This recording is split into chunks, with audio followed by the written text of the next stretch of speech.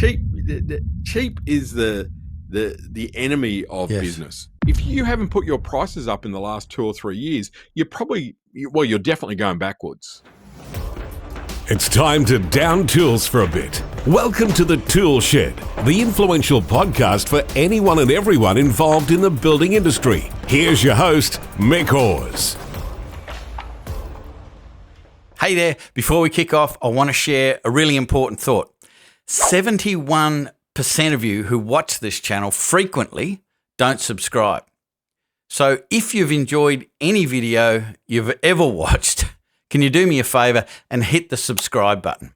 It helps the channel more than you think, and the bigger the channel gets, the bigger the guests get. So let's go. Hey there, folks. Welcome to another episode of the ToolShed podcast. In this episode, it's actually the second part of my conversation with Andrew Griffiths. He is an international speaker and a best-selling author. And if you missed episode 1 and you have any challenges with how you price with your business, being able to charge the appropriate amount of money and make profit, most of those problems are in between your ears, and you will be able to identify through this conversation some simple things you can do to change that in your business. So I hope you enjoy the second part of my conversation with Andrew. If you haven't watched part 1, make sure you go back to the YouTube channel and watch part 1. It's a fascinating conversation. But with no further ado, let's get into part 2 with Andrew Griffiths. So the key with this, it seems to me, is that the value needs to be perceived from the prospect / customer's point of view, and we've got to change the experience. And one of the, I suppose, the metaphors or examples that I use is if you go to your favourite restaurant, you always go there, and then one day you go there and the prices are 25% more. Higher. You go, oh, maybe it's not my favourite restaurant anymore. Well, but if you went to that same restaurant and the person at the front desk says, Mr. Griffiths, I'm glad you're here. We have done a few things and I would love your feedback at the end of the night. We've got a new chef. We source all of these organic ingredients. We've got a sommelier that's going to match the wine. We've got old mate over there in the corner playing some guitar. We've changed the lighting. We've changed the interior, all of that sort of stuff. And I just want your feedback at the end of it. What was your experience like? You go in and everything is different and the prices are 25% more. Yep. You probably don't even notice it because the experience is different and you're not comparing like you said. Well, and it's a really great example. So when it comes to putting up prices, you're right. People kind of that's a complexity in its own right. So particularly at times like now with COVID and cost of living there's been a big push with a lot of businesses where they haven't wanted to put up their prices, and the problem is that their costs have increased dramatically. Look how much insurance has gone up, power has gone up, everything has gone up. If you haven't put your prices up in the last 2 or 3 years, you're definitely going backwards, and that's where I see businesses that have actually slipped into lack of profitability because they haven't increased their prices, yet their costs have gone through the roof.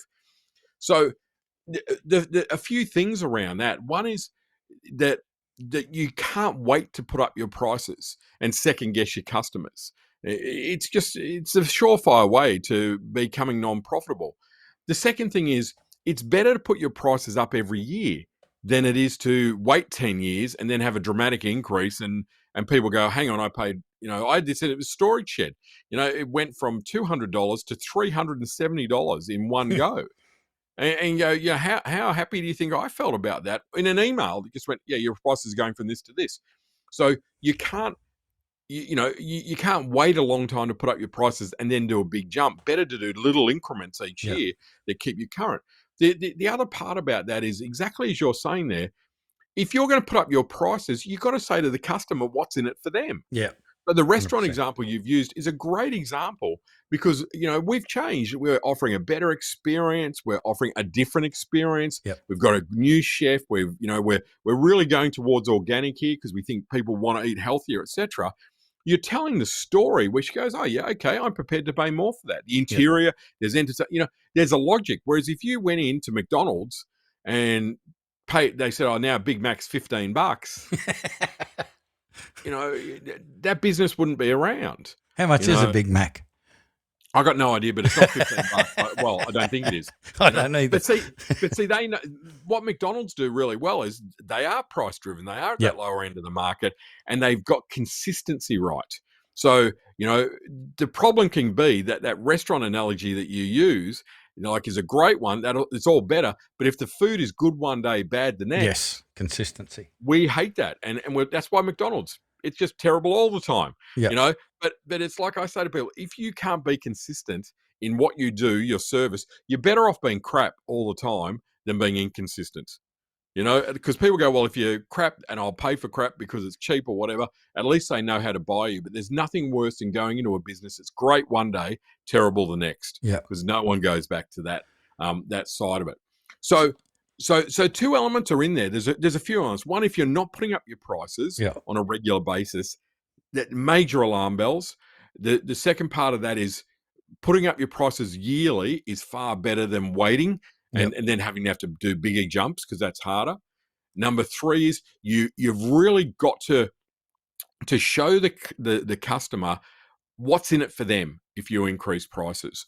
And part of that can even be the simple fact, Mick, that you're saying, well, our business becomes borderline if we don't increase our prices. So, we have to do that to stay in business. Yeah. It's as simple as that. And it's like people go, well, if they like what you do and been doing business with you for a long time, they're going to say, yeah, that's okay. Don't underestimate the support of your customers.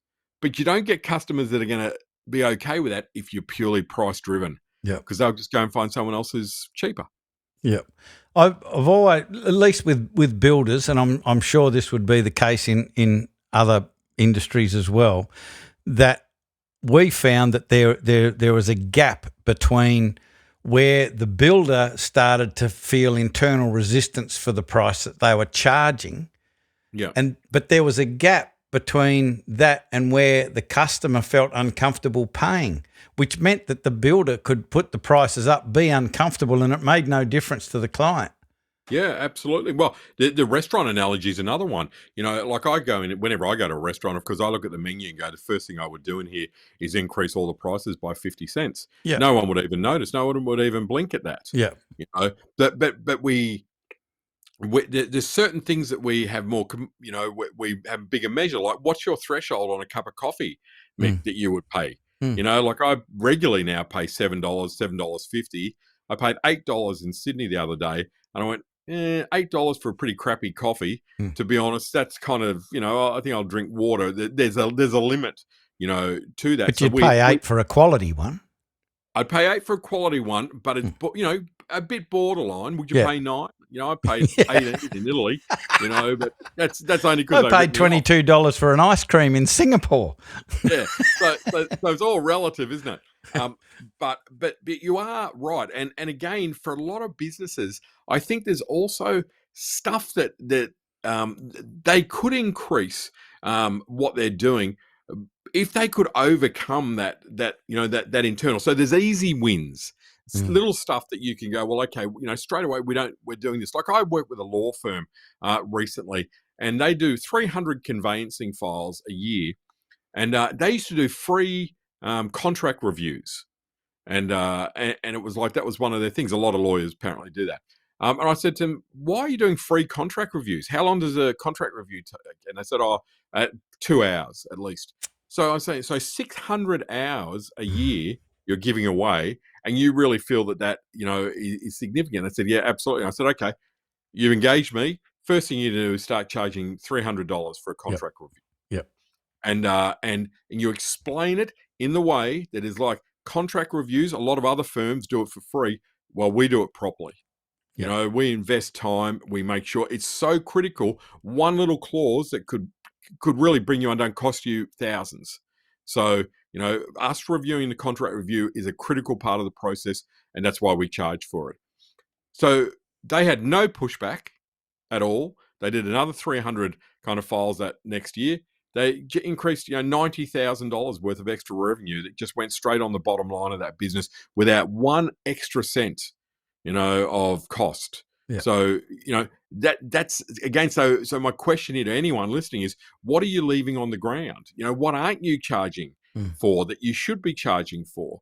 And again, often it's under the misguided kind of concept of, oh, people won't pay, they won't be able to afford that. If you don't show value, yes, people push back. But if you turn around and say, well, look, we've done this, this, and this because that's really important, and that cost is this, or we will do that. We think it's of value. People will pay if they understand and you explain it. So, there's a lot going on in the pricing side of it. And I think a lot of it really, it's got to start back with that whole piece there about going, are you good at what you do? If you're good at what you do, you've got to value yourself more than anyone else. Yep. If you're crap at what you do, well, be cheap. But if you're really good at what you do, charge what you're freaking worth. Yeah. And typically what I see with businesses that I work with that are transitioning into that, they're nervous, mate. They're nervous because I come along and say, right, price is up by 30%, do this, do that. And of course, they go, oh my God, we're going to lose all of our clients. I say, you know what? You are going to lose some clients. Yep. Absolutely. But you're going to lose the clients that you need to lose. You're going to lose the price-driven ones, the pain in the butt ones, the ones that you don't actually make any money on because they take forever to get back to you or pay you or whatever it might be. But, and every single time I do this for someone, they go, oh my God, I should have done this years ago. I should have done this years ago. They change their customer base. They start to attract a better quality and caliber of client. The most expensive businesses are the ones that are most set up to survive tough times because their customers are most set up to survive tough times. They're more affluent. They've got more money. They attract better staff. They have a better reputation. We all know in our industry, there is that one business, or in our locale, whatever it might be, there is that one business that just kicks ass. They're great at what they do. They've got this incredible reputation, and they're the most expensive. Yeah. And you go, well, how do they do it? Well, everything we've been speaking about is how they do it. And most importantly, they've got the courage to do it, but they back it up by saying, well, if we're going to be the most expensive, we've got to be the best, whatever that might mean. Yeah. And like this sort of circles back to that thing that we're talking about with, you've got to make the time to stay on the front edge and adapt and improve. And I remember the thing that I did with the restaurant many, many moons ago was along the lines of, this isn't exactly accurate, but it's very, very close. It was something along the lines of increasing their prices by 20%. They could afford to lose 50% of their customer base, and the profit margin would remain exactly the same. And they're kind of still going, but I go, you only have to serve half the number of people. You can spend more time with them. It will be more quality time. You won't have as much stress. You won't have as many problems. You won't have as many spinning plates to deal with because you've got half the people and you're making the same amount of money. Where's the problem? Well, that's the thing. One of the stories that I quote in my latest book, Someone's Got to Be the Most Expensive, is a psychologist, a therapist in America, and it's quite a well-known kind of story. So her business, she was fully booked, and so that meant that for her revenue was capped. That was it. I can't do any more. This is my maximum amount of revenue, and so being fully booked, she was kind of tired as well, and going, well, how do I grow this business? What do I do with that? And she realized she's got two types of customers. Those that are on time, they are respectful, really, pay their bill on the spot, great customers. And then the second type that are late, always hassle about the bill, bounce checks back then, whatever it might be, but difficult, not respectful, all of that kind of stuff. And she went, oh God, well, if I lost them, I wouldn't be upset. So she made the bold move. She doubled her prices. And I think from at the time, it was like she went from $100 now to $200 now, and she lost half of her clients overnight, and she lost the one she wanted to lose. And you're right, she's back at square one of being, I'm making exactly the same money as I was before, but I'm only working half as much. Now, I could stop there and go, well, okay, now I've got a life. I've got a great lifestyle back. I'm full. I'm working half as much. I don't need as many staff. I don't need reception as much. I don't need, I can rent out. There's plenty of things there. But what she still wanted to do was grow her business. So now with her loyal, happy customers who were kind of glad, about the way it went, they now could refer their friends to that business because she had the capacity. So within 2 or 3 months, she was fully booked again, excuse me, but with the type of client she wanted, and she doubled her revenue. Mm. And you go, who wouldn't want that? She had 2 choices. Maybe I'm just going to work less, or she still wanted to grow, double revenue, more enjoyment, far happier, far better clients, getting better results. And she's going, wow, I should have done this years ago. That line that I hear every single day, Mick, every single day. That's interesting about the getting better results, because that triggered a thought that back a long time ago I was sort of doing one-on-one. It wasn't therapy, but it was just one-on-one conversations, person to person. And when I first started it, I looked around and what were other, people that did that sort of stuff, and the closest I could get to it were like therapists or what have you, counsellors. It was like $65 an hour or something like that. So that's what I was charging. And then I must have gone and seen Tony Robbins or something like that and learnt this. Put the price up there. Yeah. And there was some weird thing about the number 3, 5, and 7, and I couldn't bring myself to charge $753 an hour, but I went from $65 to $375 an hour. Big change. And I was scared shitless. But the most bizarre thing was that I did lose some customers. Didn't matter at all, because I could spend more time and more valuable time with the ones that I retained and attracted. But the crazy thing was that I didn't learn any more skills. I didn't really change what I was doing. But the results that the people were getting when they were paying $375 instead of $65 were significantly higher, and they raved about it. I got more referrals and all of that, and that really the only thing I changed was the price. Well, and also they take their investment more seriously, right? Yeah. Because they're spending $375, so they're doing more of the work they would have needed to do, as well, because it's that investment, Cheap is the enemy of business. Yeah. And now more so than ever, I mean, one of the other big elements one of the big opportunities and challenges we've got at the moment is we live in this world which is, becoming more and more homogenized. AI is creating same. We're using AI for website copy, for websites, for content. It's all starting to look the same, and everyone's amazing, everyone's incredible, all the rest of it. And you kind of go, well, how does that all kind of come together? And the answer is it doesn't. But what people are really valuing now is uniqueness. To understand what makes you unique, what makes you different.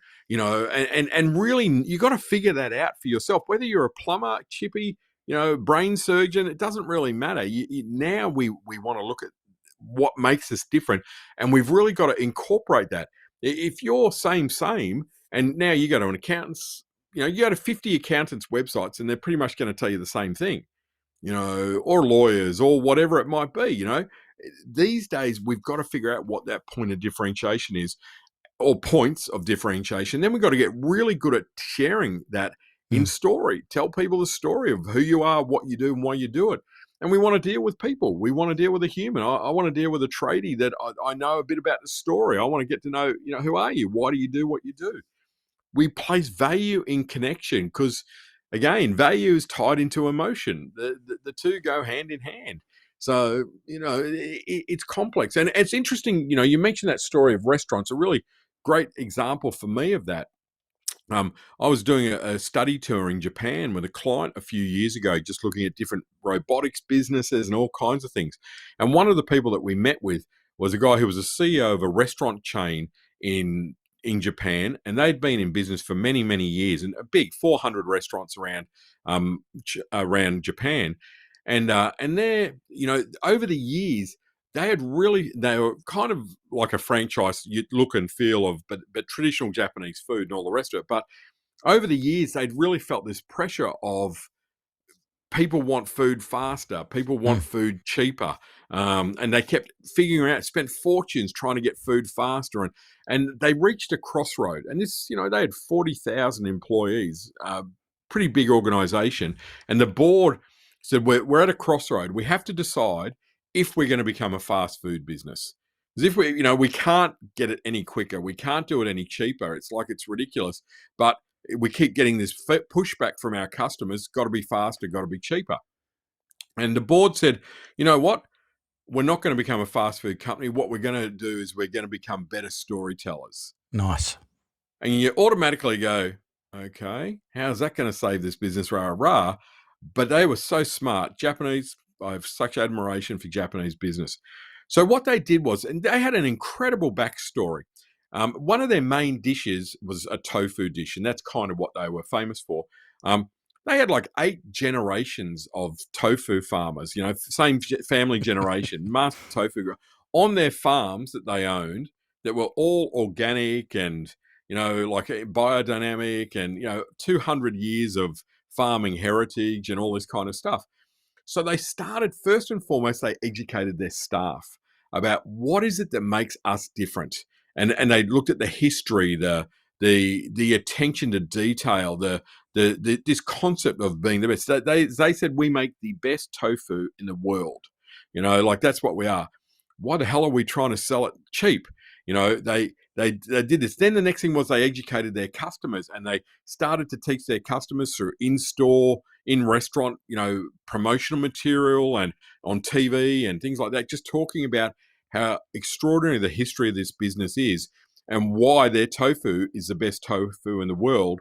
But the last part about it they added, and that's why if you're going to, if you want to buy, eat at our restaurants, food will take a little bit longer and it's going to cost a little bit more, but that's what you pay for the best tofu in the world. First year of this campaign, they increased their sales of that one tofu dish by $30 million. Jesus. And on top of that, all of their surveys, and they did a ton of surveys, they completely changed their customer base's thinking. People went there when they wanted quality food. They were prepared to wait a little bit longer. They were prepared to pay extra because the value had changed in their head.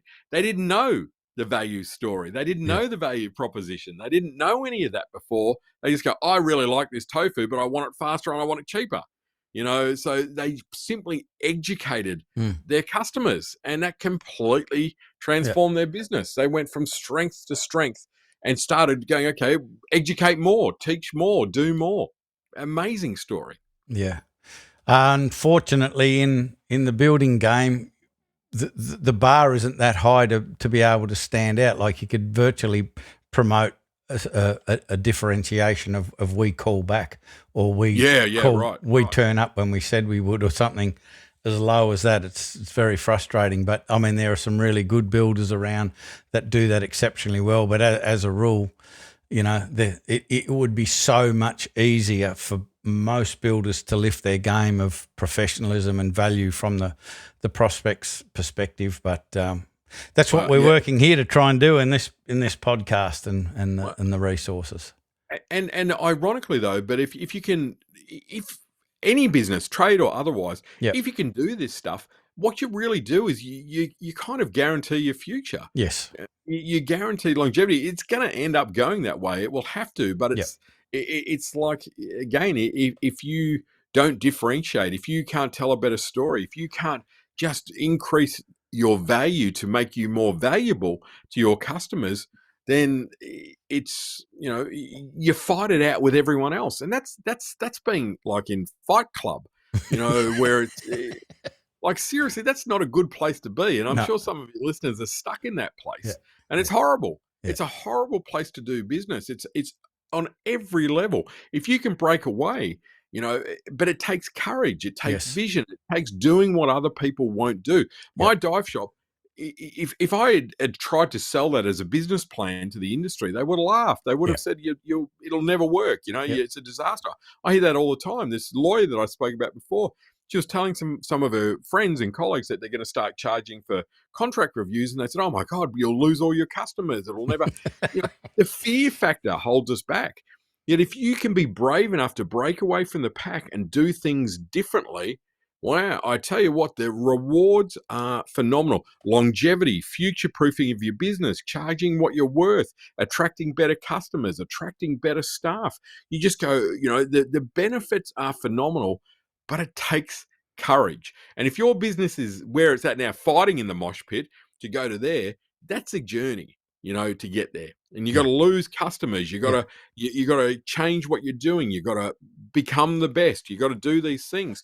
Now, where you are on the charging scale, like you might be the most expensive or the cheapest. Well, being the most expensive might be too far for you. It might be too much of a stretch, but maybe halfway up is appealing. So just do the stuff that's going to push you in the right direction, and you'll be amazed. And then you get a little bit of a taste for it. You go, wow, okay, well, if we did more, if we were better, if we invested more in our customers, did this, did that, now we could probably charge more. We could offer more services. We could diversify. We could partner with different businesses. So the whole thing, as big as it is, and I spend most of my days talking about this kind of stuff, very few businesses are brave enough to take the leap. And that's why majority of businesses are still fighting in the mosh pit, in most industries. Yeah. Yeah, it's not that crowded at the top, I think. It's not that crowded. It's lovely. Yeah. It's a lovely place. There's plenty, and there's plenty of room. Yeah, that's the other piece. Plenty of there's space. Plenty of room at the top. Andrew Griffiths, this has been a very, very enjoyable conversation. Thank you, I really appreciate you putting your time aside and sitting down and having this conversation. I hope we can do it again.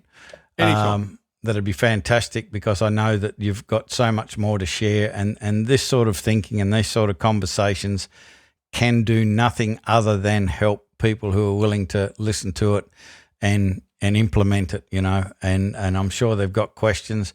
We'll make sure that we have the andrewgriffiths.com.au link in the show notes. And that to jump on there, grab a copy of this book. Someone has to be the most expensive. Why not make it you? And that just sort of captured my attention straight away, because I so believe in what you're talking about. And I think a lot of our beliefs and thoughts are very, very parallel, which is why I enjoyed the conversation. So appreciate it greatly. Thank you very much. Yeah, pleasure, mate. Anytime. And it's I appreciate that. And I get, even if it's just, sometimes people hear this once and then it's like, oh, okay, maybe that it just sows a seed. Yeah.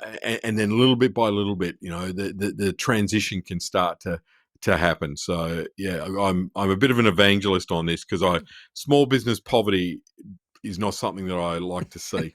and I'm driven to try and put an end to it. Yeah. You and me both. Thank you very much. It's been an absolute pleasure. So thanks, there you have it, folks. Andrew Griffiths Enterprises. It's andrewgriffiths.com.au. The link will be in the description. Before we get out, just a quick reminder to click on the link, the other link that's in the description, the Builders Freedom Readiness Scorecard. Just a few questions, and a lot of the stuff that we spoke about today is relevant with this scorecard, because there are things that you perhaps aren't doing that aren't that difficult to do, that are going to give you more time freedom, more financial flexibility, get rid of the financial stress.